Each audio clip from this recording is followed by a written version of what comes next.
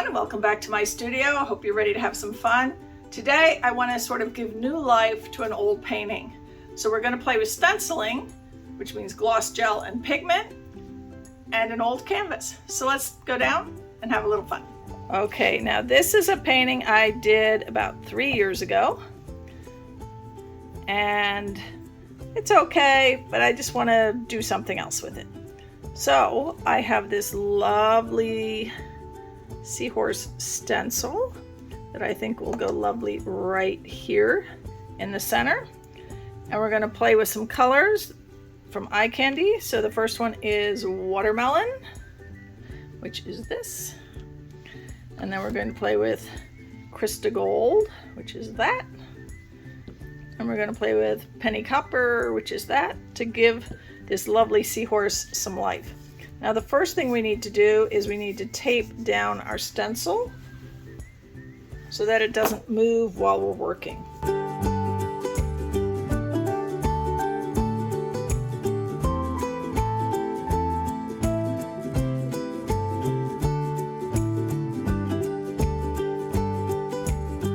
Now when you're working with pigment, you want to make sure that you're going to wear a dust mask until your pigment is all wetted down. You do not want to breathe pigment. That's really, really bad for your lungs. So I'm going to get this started. I'm going to move this to the side for a minute. And all you have to do is take your gel and take a scoop of it. Put it in your container that you're going to use. Now, it doesn't take a large amount to do a stencil, so don't go crazy and make too much.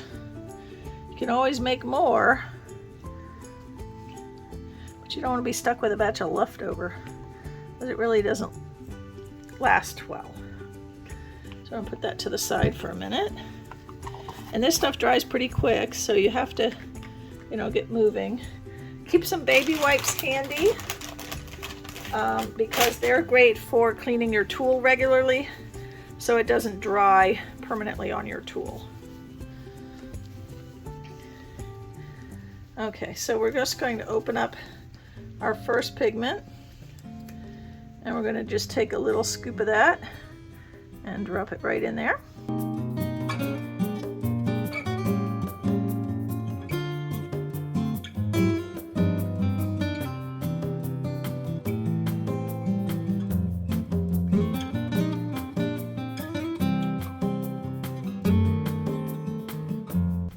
Okay, and we're just going to mix carefully, which is not what I'm really doing well here.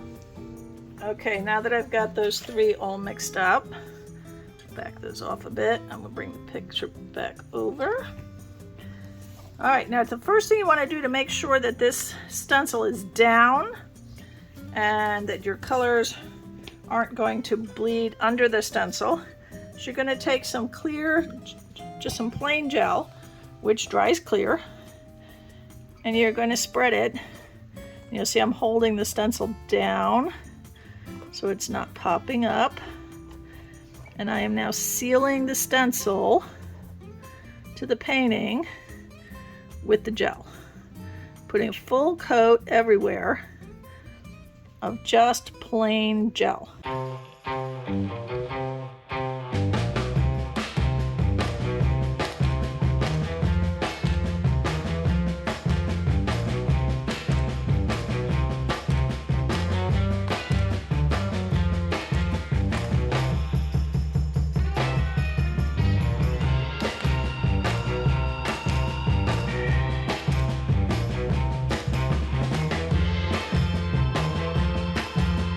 Okay, now once I know that I have the entire stencil coated with a nice coat of clear, so it's all sealed down and nothing's going under the stencil except clear. Now we're ready to start applying our colors. Now this part is fun and messy, and all you're doing is picking one of your colors and just randomly, wherever you want to put it, put that color. Just blop it on so that it's over top of that clear.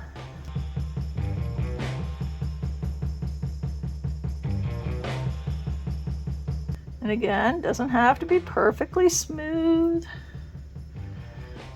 don't have to go crazy trying to make it perfectly smooth everywhere. You want it relatively smooth, but you don't have to go crazed.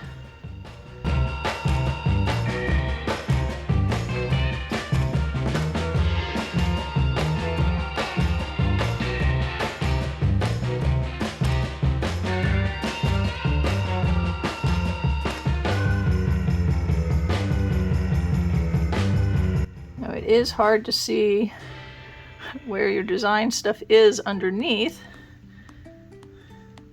So it's good to get a general idea of what your stencil looks like in your head before you get started.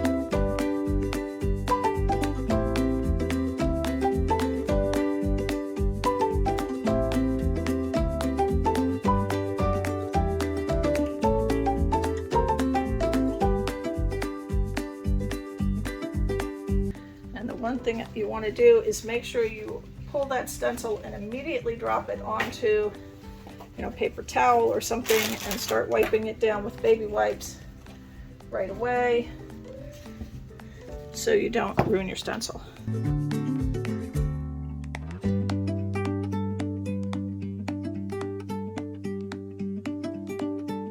So we're going to very, very carefully pull our tape. Now when you pull the tape, you do not want to lift the stencil at all.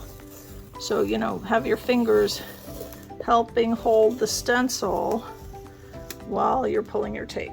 And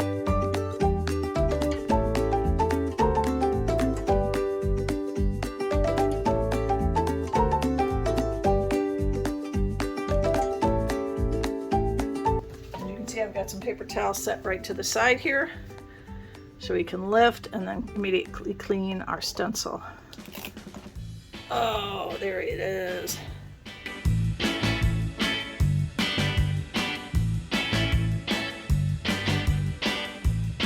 So we're going to let this sit and dry, and then I will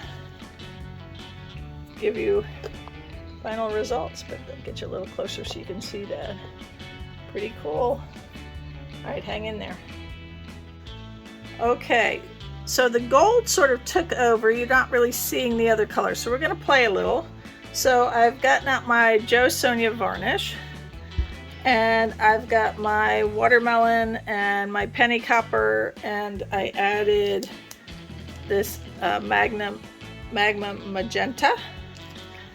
And we're going to just, those are mixed in to make this little paint paste here. And we're just going to add some more bright touches so it's a little less all gold and a little more colorful.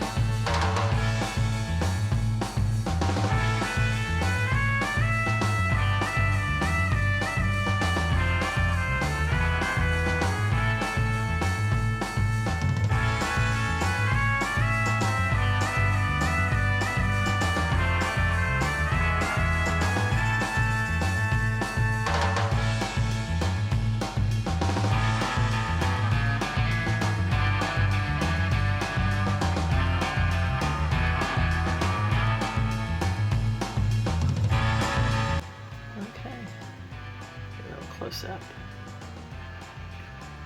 All right, we're gonna let that dry and see what I think when that's dry. Hang in there.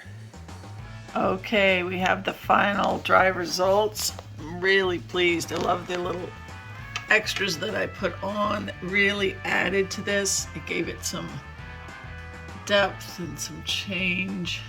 It wasn't so mono, all one color, because all the initial colors sort of blended into each other.